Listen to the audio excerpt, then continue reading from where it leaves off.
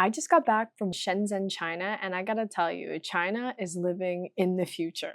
After trying the driverless taxi, ordering a drone delivery, visiting the world's first robot store, and seeing a foldable laptop that apparently isn't even that new, it came out last year, I was blown away. First off, Shenzhen isn't like some sort of tech theme park. It is a city with 17 million people, and the tech kind of is a part of their everyday infrastructure. To be honest, actually, I think a lot of the toys are pretty expensive and not kind of used by everyday people. Let's start with the drone delivery because that was one of my favorite things to try. I've never had any food delivered to me by drone before. I've never had anything delivered to me by drone before. And it's so cool that it's an easy, consumer accessible thing that you can do. We happened to see the drone loading location zone one day, and we knew that there was a drone delivery spot nearby at Talent Park. Right now in Shenzhen, there's no drone delivery to your home. It's still delivering to these drone delivery stations. So you need to find a drone delivery station if you want to try out the drone deliveries. There's a few, but I know that the one at Talent Park is one of the busiest, most popular ones. Next to the drone delivery spot, there was a QR code that I scanned and I ordered the food through Meituan, which is kind of like China's version of DoorDash or Uber Eats. And I did this whole thing as a non-Chinese speaker. I cannot read. I didn't have a local phone number, and I was able to do the entire order seamlessly, really, on my phone. So as long as you have a phone and you can read, I think you're good. I was really impressed. Food was ordered 30 minutes later, the drone had delivered, and I had the food. Next up, we tried the driverless taxi. I have never been in a driverless unmanned car before, and I kind of expected that I would feel differently while in the car, seeing the steering wheel move, knowing there's no one driving the car. I wondered if I would feel safe. Was this going to be a good experience? I loved it.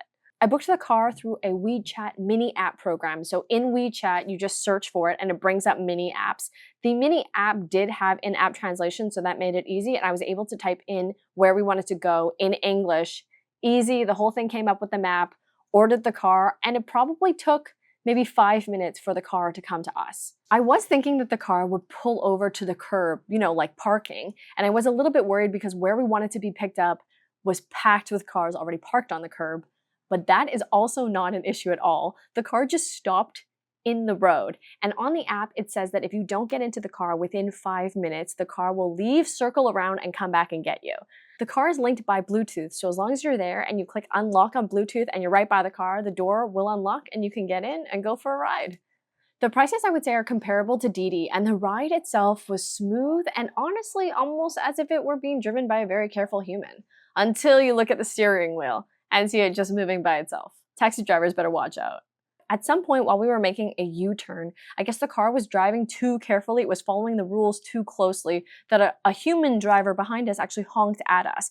I think what was happening is the car approached the U-turn or kind of the left turn area, but at a yellow light, and it wasn't going that fast. Like a human driver probably could have just sped up and made the turn, but our car saw it was yellow and slowed down, so it was driving too cautiously. It's interesting commentary about how humans and machines are sort of working together. And in Shenzhen, I do feel that one of the big things that they have is deployment.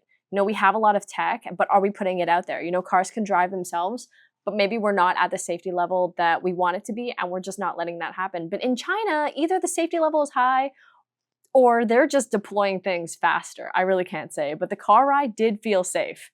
Next, we went to the robot store, the world's first robot store by 6S. It opened in mid-2025 inside Galaxy World's Coco Park.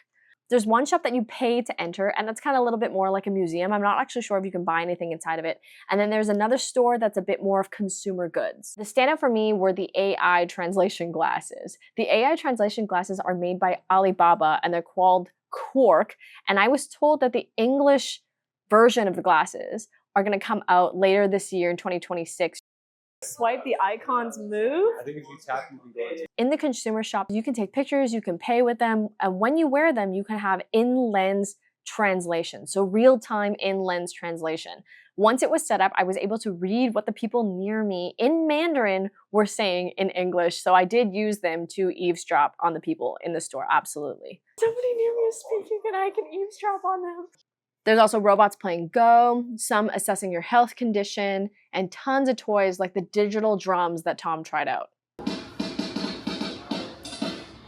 Then we went to check out the actual robot shop. That's the one that you have to pay to go into, and you can pay to have a guide that will show you a few more of the robots in the store, or you can just pay to kind of have a self-guided experience, which is what we paid for. But maybe we should have hired a guide, because there was a few things that we were messing around with that we were later told that we really were not supposed to be playing with. The ones that are in display there seem a little bit like toys. Like there's transforming cars that transform into small robots, robot hands that can play piano, and robots that can dance when controlled. The daily robot dance show outside draws crowds of local families, and kids are invited to come up and dance behind the robots. I think that this was impressive, but I don't think it was as impressive as it could be. In 2019, I saw a Honda robot dancing in Japan at, I think, the Honda headquarters shop. And at that time, I was thinking, wow, we're really in the future. And it's been 7 years, so I was expecting the robots to do a little bit more than dance, but the kids did seem to love it.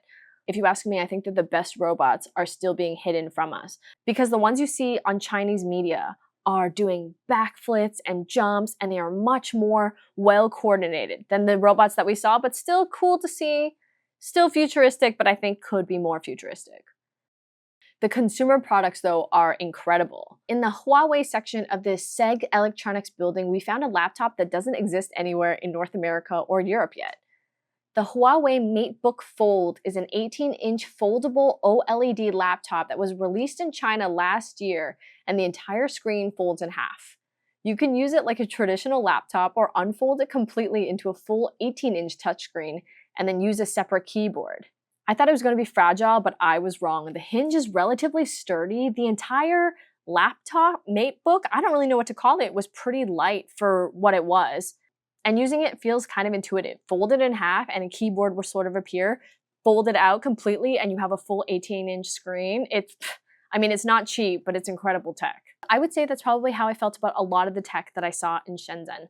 It's like the next evolved step of something that you already know how to use. You already know how to order on Uber Eats or DoorDash. Now you can order it by drone. You already know how to use a laptop. Now your entire laptop is a screen. So the question is Shenzhen actually living in the future? And I think in some aspects, yes.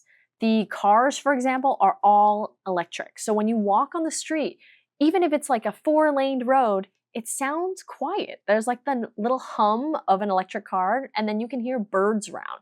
Like that's unbelievable for a major city with 17 million people to be able to hear birds when you walk outside next to busy roads.